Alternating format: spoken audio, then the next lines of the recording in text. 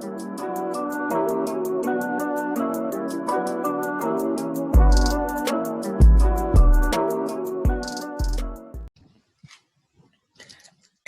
what is going on, Team Elite? I am Jeremy Funderburg, one of the co-owners and CEO of the Elite Minds Marketing Agency, here to give you guys another episode of Elite Perspectives. And as you guys know, every week I am dedicated to bring you guys the industry elites. And today, this episode is going to be absolutely phenomenal because I have a true industry elite for you. He's a good friend of mine, and I'm just honored they even took the time to step on the show because he is the American dream. You know, I got my buddy Dave, and Dave actually started his business 13 years ago when he was 20 years old, working one or two jobs full time while starting his business on the side. It's the American dream to a point where he's been able to put in the hustle. He started off small. I'm going to let him give you details about his story, but started off small and now it's built it up to just this massively growing, just continue to grow. Right now doing $3 million in annual revenue, about to hit $5 million annual revenue, and he's just continuing to grow. He absolutely knows business, and he's a young gun just like me. So I can't wait for you guys to hear from him. I got my man, Dave Daniel. Dave, how are you doing? Good, man. Good to see you. I gotta say, we've known each other for what, 8 years now? 2012-ish we met, and I've always been really impressed with you. Always top 3 sharpest guys in the room, best dressed, well presented, super enthusiastic. So really honored to be here. Really excited that you invited me, and excited what's gonna come of this episode. So awesome. Well, I'm glad to have you, and for you guys listening, I gotta give you guys a quick inside scoop because when I was new to the business world, a lot of my background was in art and comics and stuff. So I was t-shirt, superhero graphic tees, and then I meet Dave, and he was just this sharp dressed guy every time I saw him. So he became my style influence, and he's helped me get my start to learning how to dress. I'll take that. But awesome. I'm excited about having you. I'm going to jump into some questions. But I'm really, really excited for people just to get to know your story and everything you have going on with your business. So to start, I just want you to just tell us your story. What was your upbringing? What led you down this path to become the successful businessman that you are? Oh man. So I grew up very, very deep in religion. I was homeschooled my whole life, so definitely a sheltered kid. But one good thing that came out of that is my family was an extended family were all in construction to a degree, and there was multiple brothers, and every time one would need a house or they would go to a new church or things of that nature, they'd come together and help each other out. So from the time I could walk almost, I was out here helping out on job sites. And since I was homeschooled, we'd worked in the day and we finished up our school in the evening, and it wasn't year round, it was just as these projects popped up. But I got a good background in the industry. So as I got older and was old enough to work in construction, I got into a construction job, started HVAC work, and then moved into working for a general contractor out in the Raleigh area after that. And it was great. It was a really cool adventure, and I learned a lot, but I learned very quickly that I had some pretty big moral misalignments with the people that were managing me, just in how our subcontractors were being handled and things of that nature. And it wasn't the company overall. It was just a few things that happened with some of my direct superiors that no longer there anymore. But it created a divide between me and, I guess you call it, the corporate construction world.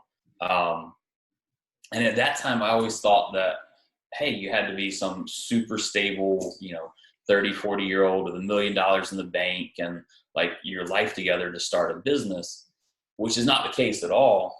And I met a few mentors and people who kind of showed me like, hey, you can do it yourself. And it more or less gave me the permission.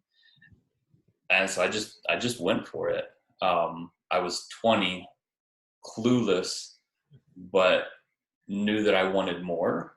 So I tried something and started going down that road. And like you mentioned a minute ago, when I started, I was working a couple full-time jobs, as well as like trying to create this out of nothing with very minimal clue what I was doing. So I learned a little bit as I go. And so I'd take that bit and push forward on it. And I'd learn a little bit more and I'd learn a little bit more. And when you keep doing that over a period of time, it turns into something. So that's the background in a nutshell. I don't know if you want to vet out any bits of that. Yeah, I think that's good. It's cool to hear like how you were kind of like around it the whole time, like growing up, and then by the time you're actually getting into the real world, you're like, all right, I want more than this. Yeah, and it gave me an advantage on the skill side of I know how construction works, so I can think through it, but zero clue on how to turn that into a business. So I could be a great worker, a great skilled person on a job, but it did give me that foundation of knowledge to like, all right, I've got this. How do I turn this into a business? Mm-hmm. Cool. So what would you say, like, if somebody's they have the skill, they just don't know the business sense, and they're kind of scared to make that leap into business? Can you kind of explain like your thought process, like what was going on in your head as you make that leap? Desperation for something different. We get stuck on planning. We get stuck on thinking about, you know, what's next. You know, what's this big overarching thing that I have to accomplish to make it happen? And that's not how you go about it. One, from like leaving a job into like going into business, like there's always the fear of change because you can always measure what you're going to lose. You just can't measure what you're going to gain. So as a Kyle Cease quote, I didn't make that up. So we can see, hey, I lose the stability of this job and all that, but you can't see like the freedom you gain on the other side after the consistent work. So the best thing to do if you're heading a direction is to start with something small and repeat it. Like become consistent. Like if you make a mistake, great. You're going to make thousands of mistakes every year trying to figure out what you're doing. So consistency in action is key. If you have consistency and you are willing to learn from your mistakes, it's just a matter of time. That's all it is a matter of time. Awesome. So I love it that you're talking about people like thinking too much and not taking action. Yeah. Because I keep joking around saying I'm going to write a book because everybody's heard of Think and Grow Rich. And I want to write a book called Don't Think and Grow Rich. And the subtitle is going to be Paralysis by Analysis. Because if you know how to think, then yeah, you can think and grow rich. But if you don't know how to think, you're just going to freeze and screw yourself up. Okay, I'll throw you a challenge on that one. So in your creative time, I know you and I talk a lot, and you're more the night owl guy. I used to be in that same boat. But if you're like, hey, I'm going to write a book, like you always think about, oh, I'm going to do this thing, and you start thinking about planning it. Start it. Like today, write 100 words. And then tomorrow, write 100 words, set a time down. Do that every day. An average book is what, 64,000 words? I mean, something like that. If you only write 100 words a day, you're writing a book in less than 2 years. And you can write that in 5-6 minutes. Exactly. I actually have a new book we're planning to come out with. For those of you guys that don't know, I actually did write an ebook called 2020 7-Figure Marketing Strategies. And literally, I talked to my business partner about the idea. He was like, dude, that's a great idea. When are you going to do it? I was like, don't worry, I got it. The next day, I sent him the whole script for the book. I stayed up all night and I wrote the book. Nice. And I know Dave can always relate to this because he's an action taker. He's an absolute go-getter. So one thing I also want to ask you is, what would you say has been like one of the greatest contributors to your success? As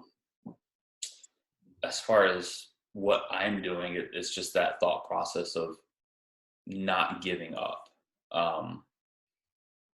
I've seen so many people that I have a ton of respect for, had amazing businesses, and they got bored with them, and it wasn't growing as fast as they wanted, or they got a little bit of success and took a vacation, bought the new car or whatever, and instead of reinvesting into their business, and they tried to eat the fruit too quickly, right? They planted the tree, and before the fruit was ripe, they're eating it. And, it just doesn't work that way, and they go by the wayside only because they didn't stick with it a little bit longer. So I mean that is a huge contributor, and I'm super stubborn, which is the same thing said a different way. So when people told me it was crazy, I remember working full-time in a restaurant as I'm starting my business, telling people how I'm, building a construction company, get laughed at, which didn't bother me. Like I knew people just, why would you believe the kid that's like working in the restaurant? But I was stubborn enough to not care if they thought it was cool or feasible or anything, just did it. So. Nice. I love it. I always find it funny how you can build something on the side, like you're full-time, and you can actually build the thing on the side to create more income. But because you're at this job, people just automatically discount you. Well, they attach your identity to the environment in which they see you. Yep. So if you're there working in a restaurant, they attach that to your identity. Oh, you're this class of person. I was talked down to more than once by people, and it's like you guys just don't know. You don't know. Yep, it was cool. I was actually talking to one of my buddies yesterday, and a hater hit me up a couple of nights ago, and he's just grilling me. And it was probably the 9th guy in this past week. And I was like, man, I started to realize, like, when you start something new, like, the haters come out, everybody, all the naysayers. But then I noticed when you stick, it kind of levels off and they get quiet. But now I'm starting to realize once you start to actually hit a level of success again, like, that's when they come right back up. Yep. Yeah. And that's wild that you mentioned that, because all these haters are coming at you with criticism. Criticism is literally advice. It's just unsolicited advice. Yep. And you know this as well as I do. You only take advice from people who have what you want in the area that they're giving you advice on. So if they have what you want in finances, but they're giving you advice on health, but they're not in good health, you don't listen to them. It doesn't matter if they're good over here. You can listen to them on finances. You'd be wise to do so. And the same with people that criticize you. They want to just criticize and bring you down, but they're doing absolutely nothing. So they can't give you good advice. And I got excited because I pre-planned each of my social media posts, and the dude hits me up one night, talking the stuff, and then the next day my post I was scheduled to go out said, "Love me or hate me, either way, because there's no money in the middle." Right. Yep. And I'm like, sweet. All right, I got somebody that hates me. This is good. And I love that because those are the ones that'll talk about you more and promote you more. So I'm like, good. But cool. I was there. I'm a big Grant Cardone fan. I know Grant always talks about how he loves social media because he gets to have his own voice. So even if that voice can tend to be a negative side, I'm like, I don't have to be quiet about the hater. I can actually speak out about it. And I know I've been seeing a lot of your social media. You repost a lot of stuff from Lewis Howes. Yeah. So, man. Yeah. So tell me about that. Like, who inspires you? Like, who motivates you? I mean, you picked a great one. I'm a huge Lewis Howes fan. I am a perpetual student of the School of Greatness, which is his show, his podcast. And he is an amazing individual and has done a lot of stuff, but he is an even better reporter. And he does the Napoleon Hill thing, the more modern version of getting in front of people that you and I don't have access to typically. Mm-hmm. And he not only gets in front of them, but he pulls out, like, he's got the perfect question. He pulls out the information that's relevant to us. Mm-hmm. So I listen to a lot of his stuff, but there's so many different people that are on his show. The people I'm following the most right now are Jesse Itzler and Chad Wright. Jesse Itzler was a part owner of the Atlanta Falcons now. Like, he's perpetual entrepreneur and just has an incredibly different mindset than most of us. Just in February, he did this calendar club event where each day he ran a mile for the calendar day number. So on the first day of February, he ran a mile. Second day, 2 miles. Not a big deal until you get into, like, day 15 and 16 and 17 and 18. This man's running back-to-back marathons. I forget the number of total miles. It's 600-700 miles in a month. And then February 28th, he ran 28 miles in a day. Like, this man, like, he's cracked the code of, like, I have an idea, now I can do it. And his body and his mind follow his plan. And it's pretty inspiring. And then Chad Wright, he is a former Navy SEAL, just really like one of those bad to the bone kind of guys. But when he was, like, his story is super inspiring and phenomenal. He's doing major stuff now, but he actually had a medical condition that wouldn't allow him to, be a Navy SEAL, and, like, he had to drop out, go get that corrected at a civilian doctor, and it was a surgery that he could have died from very easily. There was, like, this very high chance of him having major damage or death from it, and he did it because that was his goal. It was like, I'm going to be a Navy SEAL. Like, y'all aren't going to stop me. So he went and had the surgery, recovered for it, requalified for SEAL training, did the training again, and that's no small feat in itself. So another guy that's just, he's cracked the code between, hey, what I see in my mind, I can make my body do. So yeah, it's really, really cool. That's super. That is cool. So I want to dig into that a little bit. And because I see that's one thing that stands out to you. It's just people making the decision and then going and they're running with it. So in what parts of your business and your life has that, have an impact on you to where you've adopted that into your life? So this year I've just completely reinvented myself in general, like my daily habits, like what I'm trying to accomplish overall has stayed the same. It's just how I'm trying to do it, because I tried things, wasn't afraid to try them and make a mistake. A lot of things I tried failed and they weren't working. So restarted it. And this year, just by listening to other people, realized that action is way more valuable than planning. And anything you want to do, you just have to start. For example, a couple of things that I changed were my sleep patterns and my physical activity. And I've gone through, diet plans and workout plans before, and I'll at my highest I was like at 260, and then I brought it down to like 170, 168, like nice. crazy change with a virtual trainer and a diet plan and all that. But it was so much, it was overwhelming. Anything in life happened and just kicks you off because you're constantly having to do so much to keep up with it.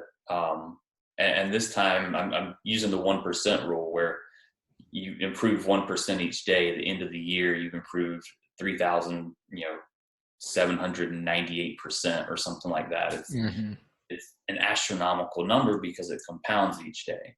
Yep. So with the working out, I did 5 push-ups. I did like one really terrible pull-up and some squats because my leg strength's been great.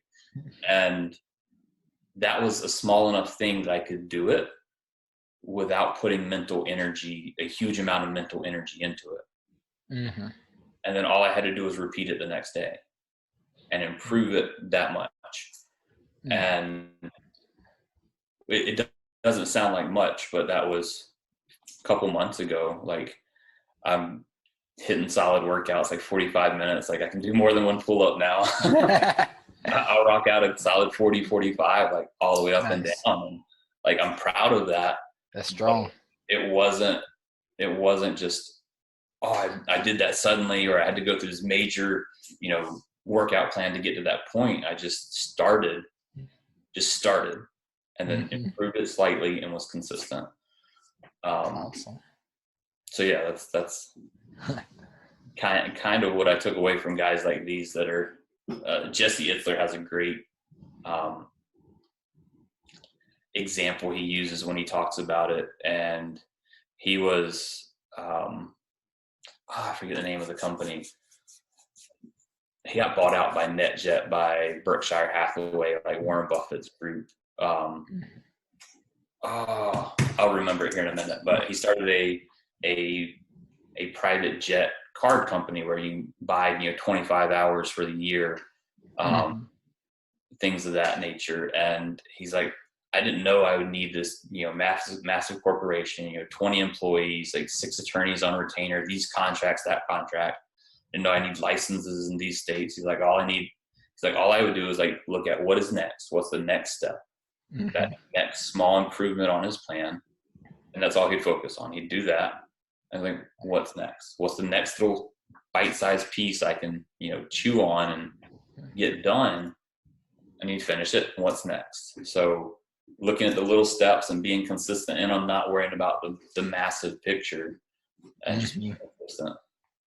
Nice. I love it. So much people could take out of that. One of my favorite quotes, actually, my buddy, you might know Durley, don't you? Yeah, I know Durley. Good people. So we have a mutual friend, a guy named Durley, and I heard him say a quote once, and it's always stuck in my mind. He said, you have to think big, but act small. Yeah, it's so true. And I love it. It's just having the big picture, but knowing I got to make the small incremental daily actions to get to it. Yep. And then And a huge mental thing with that is when you look at all of it, you very easily get overwhelmed in your mind. Overwhelm leads to inaction. And inaction leads to failure or loss. But we're sitting there like, oh, there's so much, I don't have the energy to do it. The energy is in the doing. Like your body gives you the energy you tell it to. Yeah. But it's in the doing, it's not in the thinking. So once you start doing, your energy rises to match. Yeah, it's crazy how your body responds to what the mind tells it. I'll tell everybody about my very first boxing practice. I loved it. We hit the weight room first, and we worked out for an hour and a half hard, to the point where I tried to get water, and like I couldn't raise the water to my mouth to drink it. Like lay on the floor. Yeah, I'm like, whatever. I train hard, like I'm happy. And then they strapped gloves up on me, and my coach was like, put your hands up. I'm like, coach, I can't. I couldn't even drink water. And then bam, he punches me in the nose. And I'm like, what? And he goes, put your hands up. I'm like, coach, I can't.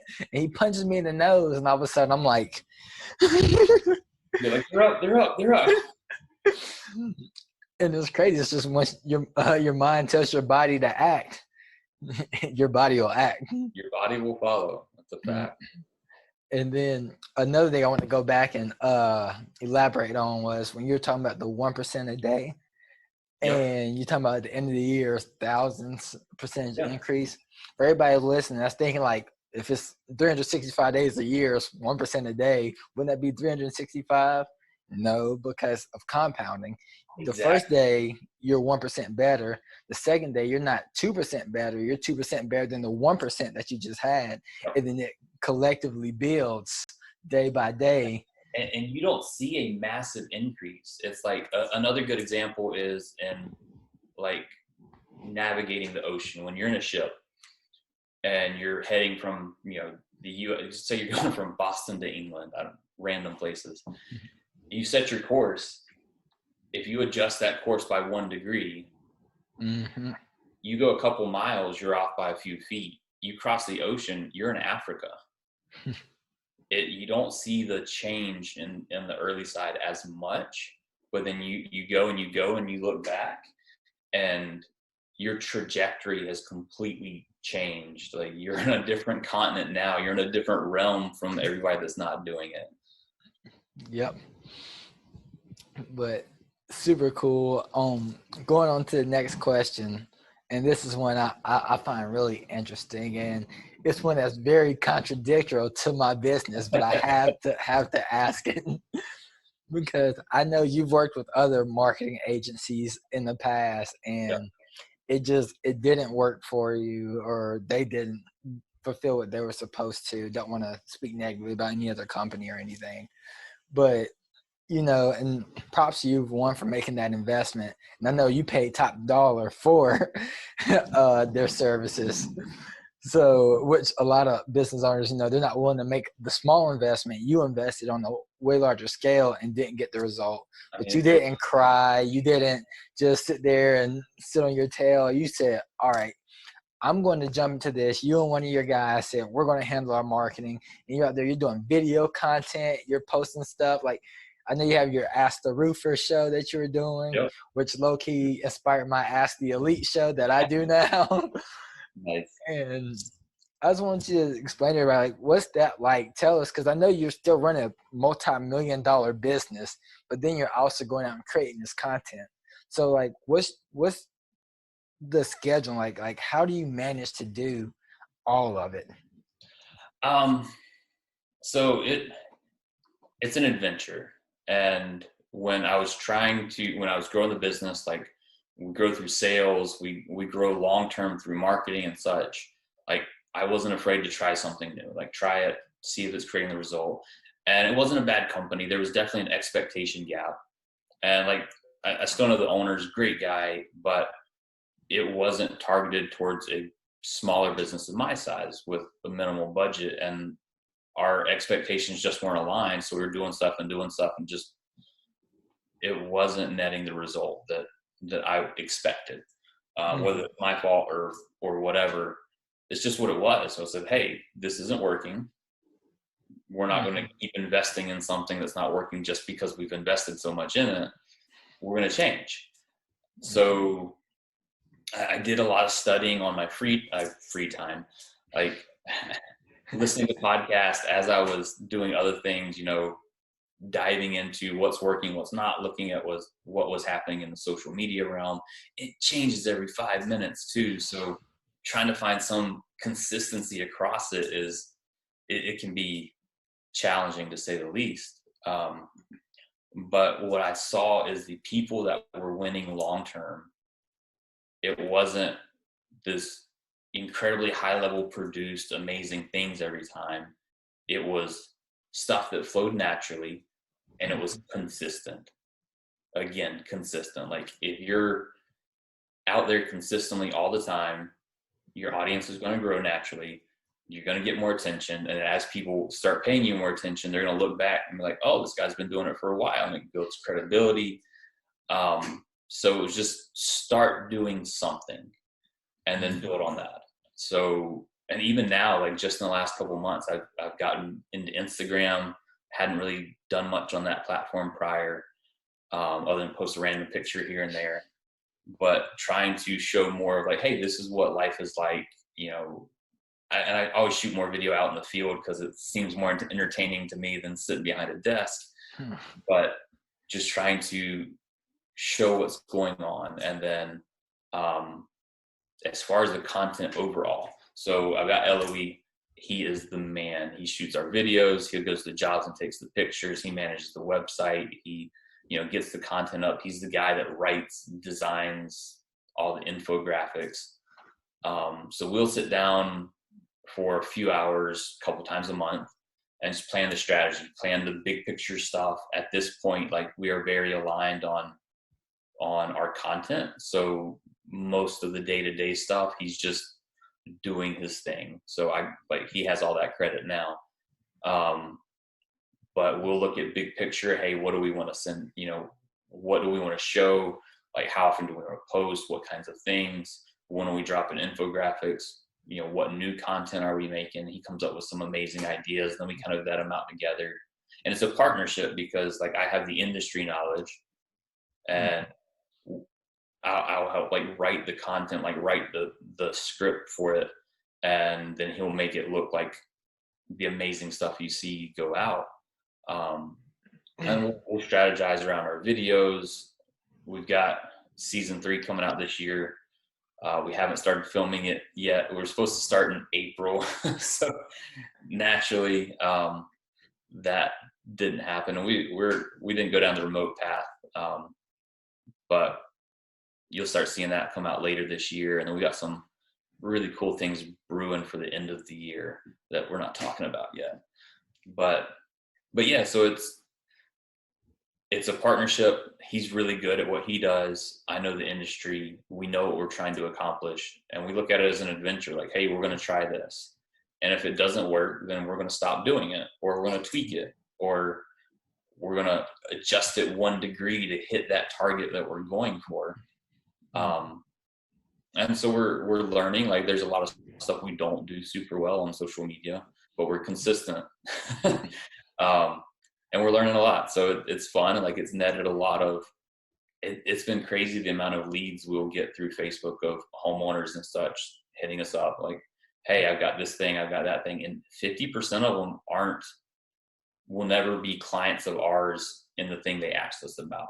But we'll refer them to a general contractor, an electrician, or someone who can take care of them. And it still builds our credibility. So yeah, hopefully that answered the question. Yeah, it does. I love it. That's super cool. And there's so much that people could take out of that and draw from that. And I love it because one of my secret strategies to the way I've been able to build myself online and to build my brand, and that really is going to help me hit to where I want to in the long run, it's just the fact that I don't think about perfection. Like, I just do the content, I put it out, I try it out. I was talking to my father-in-law's girlfriend who's in real estate, and she was looking at all the videos I had lined up to publish. And she was like, these are pretty good. And she was like, you don't script any of them. You don't, like, they're all off the cuff. I'm like, I study my craft. Like, I know what I'm talking about. Yep. I plan the topic for each video. I hit play, and then boom, I just let whatever I put in me come out. That's it. And it's super cool. And like you were talking about, like, you were listening to podcasts and you're always studying and learning. And same with me. I mean, the past 2 months, I've read 15 plus books. Like, Wow. you have to be in that growing mode, that learning mode. And then content becomes easy when you know your stuff. You can't pour out what's not in you. Mm-hmm. So if you're not learning yourself, if you don't know what you're talking about, if you're not always perfecting your craft, you have nothing to pour out. But when you are working, when you're developing yourself, when you're learning new things, when you got your brain working in the creative side, then there's always something to give out because it's inside you. Mm-hmm. I told a guy yesterday, I told him, you can't use an empty pitcher to fill the glass. Exactly. That is right. It'll never happen. And super cool. I'm glad that you're talking about, like, you know, not everybody's going to be a customer of yours for what they're asking for and things like that. But just the fact that you're still out there putting out the content and building your online presence, it still helps you become that authority figure when people look you up. Yeah, and later down the road, when that person either needs our services themselves or hears someone who does, they're like, "Oh, these people." So it's sowing those seeds. Yep. And letting them grow on their own, and whenever that harvest comes, it comes. But yeah, it's always sowing the good seeds. It's super cool. I did a post about this recently, and this is one of my biggest killer secrets when it comes to marketing. And I think of it like being a farmer. You know, you have to sow the seeds, nurture the seeds, and then harvest. And like you were talking about, your biggest contributor to your success is just not quitting. Yeah. Well, so many people quit too soon, and they sow the seeds, they nurture the seeds, and they never harvest it. So we utilize marketing strategies to harvest those seeds that other people nurtured. Yep. Oh yeah. And it's super cool. And this really, you stick around, you succeed. And without a doubt. And unless you're doing something just morally terrible or you're mistreating people, as long as you're consistent and trying to improve, like, you're going to succeed. There's ways to accelerate that. There's acceleration of that that's incredibly dangerous. But just staying consistent, that's the key. Mm-hmm. And I wanted to hit you with one more question. And I wanted to ask you, because we're going down this advice trail anyway, it's just, what advice would you give to anyone listening and wanting to go down the entrepreneurial journey? Like, what's the biggest advice you got for these guys? Start. Like, take in action. Don't quit your job today. Like, you need financial stability. Mm-hmm. But what action can you take today that doesn't take a huge amount of mental energy to create that consistent pattern? Consistency over quantity.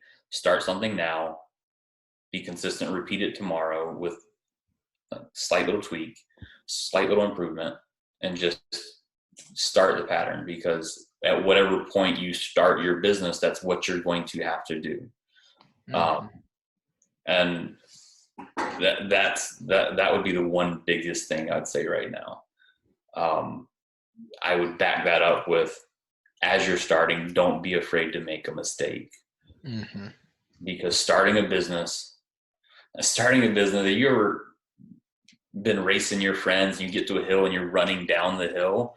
That's what starting a business is like. You just keep going faster and faster, trying not to fall down as you go.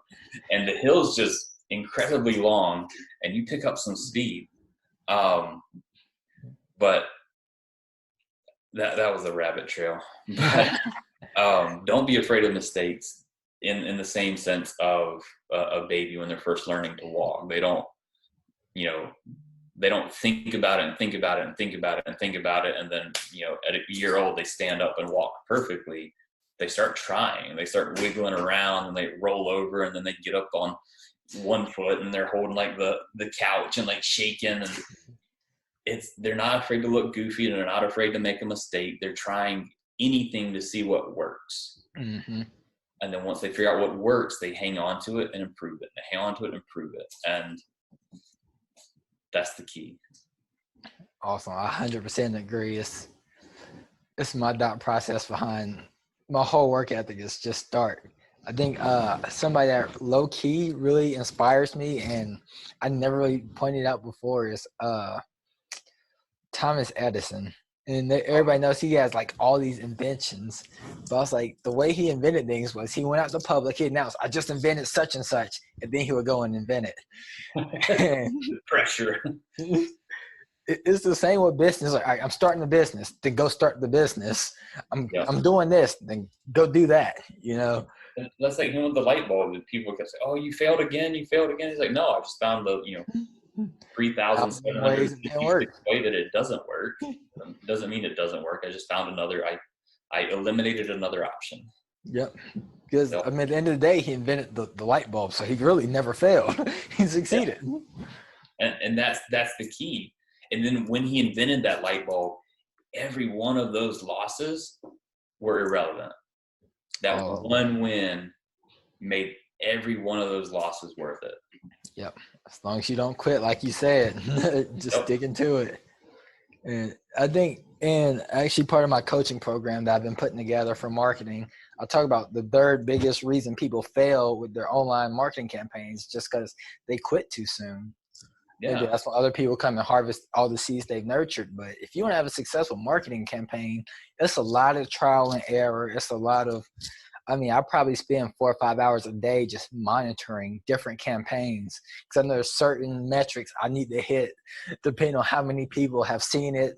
And you want to be able to monitor and gauge every part of the process and see, all right, if this isn't working, I need to stop, try something new, see if this works. And it's a constant tweak game. Oh yeah. But I know we get a little bit more luxury and leeway in that than you guys do in your industry. You can't really measure once, cut twice. Well, for us, it's the same. It's just different. Like at this point, we're not going on your roof trying to figure out how to install a roof. Like, we've got that locked down, and our guys know it really well. But at the same time, like our crew leads were like, hey, like I think if we do X, Y, Z, we'll be able to be a little bit more efficient. We'll solve this problem, we'll solve this other problem. It's like try it. Like try it next week, tell me how it worked out. And you're never static. You're either learning and expanding or you're shrinking. Yeah. So always developing something new, always learning, like learn from yesterday and make tomorrow better. Mm-hmm. Awesome. Couldn't have said it better myself. But trying to move into the fun part, even though it's all fun to me, but everybody loves games and we love to play Elite Instincts on this show. And basically, Dave, the way it works is I'm just going to throw out a word and you have to respond back with a word, ideally one word, the first word that comes to your mind after hearing the word I throw out. No pressure. So you ready? Let's do it. All right, here's the first one. Home. Safety. Income. Power. Power. Leverage. Talent. I mean, skill, but that's pretty basic. Networking. One word? It can't be like a phrase? If you got to do a phrase. New friends. New friends. Style. Wardrobe. Motivation. Energy. KPI. Ooh. Success. Vision. Future. Mentality. Also future. Wherever your mind is, that's where you're going to end up. It's true. Mission.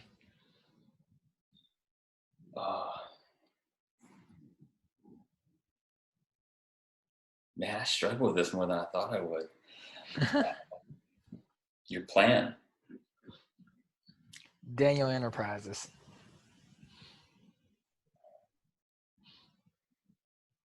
Pride. There you go, man. You guys got to hear from him, the man himself, and he has a lot to be proud of. Dude, you had some incredible accomplishments. I mean, to be early 30s, running a multi-million-dollar business is just incredible. I know there's a lot of people who love to be in your shoes, and thanks to you being on the show, I know there's a lot of people that can take this knowledge and actually start to put themselves, like he said, start to put yourself in that position. But, man, there's nothing left to do but just to open up the floor to you and let everybody know what you got going on. What should they be looking out for? What projects you're working on? Let us know. I want to say, like, again, greatly honored to be on the show and that you invited me. I am super impressed with what you're doing and the success you're creating. So I wanted to acknowledge you for that. Thank you. As far as me, like I mentioned, I'm just now getting into the Instagram game. So if you want to see my food and where I'm working and things like that, come check it out. All my social media is Dave Dan Ent, my first name, and DAN for Daniel, ENT for Enterprises. So yeah, follow. There's Instagram's got a lot of inspirational stuff, and there are some really big things coming there in the next 90 days. So trying to like trigger that FOMO and like get people on it, but no, like we've got some pretty huge plans. Most of it's not been publicly announced, but we're working on some big stuff with some really cool people that you will be surprised are in on it. So yeah, I would say get on Instagram, and then if you're in the market for roofing, siding stuff, that's what we do. Like we've got an amazing team here at Daniel Enterprises. We typically stick to, I don't want to say that. We do a ton of the higher end custom stuff here in this area. So we work in a lot of the neighborhoods around South Park and up in like Cornelius, around the Point, and down in Ballantyne, because we do have a reputation of being able to do that stuff and do it well. And you can see on our Facebook some of the amazing projects we've had the honor to be a part of. So So yeah, look out for stuff coming up in the future, and like our page, check out the videos. We got season 3 of the Ask the Roofer show dropping this fall, probably. Once this stuff clears up, we can get some people in and shoot some videos. So that's all I got. Cool. There you guys go. Make sure you guys check out Dave. I'm going to put some links and everything in the description. And if you know anybody that's need to get a roof, if you're needing to get a roof for some siding, make sure you guys reach out to Dave. I'll vouch for him. He's a stand-up guy, him and his crew. And it's cool because you'll see a lot of guys in the industry. They have a lot of like Spanish workers that just work. And a lot of these guys work with them just because they're going to be cheap and they'll have to kick out a lot of income. But when you look at Dave, he's bilingual himself. And he's been able to create such an incredible family-like, professional, also culture with his guys. So they've been able to just partner up, and the camaraderie between all of them is second to none. And they're going to do your work. They're going to be professional. They're going to make sure they do a good job. Look them up. Like, they have an incredible reputation. As I was getting to this industry with marketing, I talked to Dave, and I was working with a lot of roofers, and he said, hey, make sure you look at the roofing companies and only partner with the companies with a good reputation, because this is an industry where your name, is the most important. And if you got a bad name in one area, you partner with somebody in a bad area, it's going to spread. So these guys, they live excellence. So I approve of these guys. I'll make sure there's links to everybody, to all of his social media, to his websites. If I get links to like the Ask the Roofer shows, then I'll even link that specifically in there too, so you guys can check it out and just learn. Because some people don't know why you might need a roof, or the significance of it, or how to get one if they qualify. Why it's important to have somebody come even look and inspect your roof. So make sure you guys keep up with with Dave and stay on top of his content. But you guys, I do this for you guys. I hope you guys got a ton of value out of this, and I will see you guys in the next episode. Thanks, man.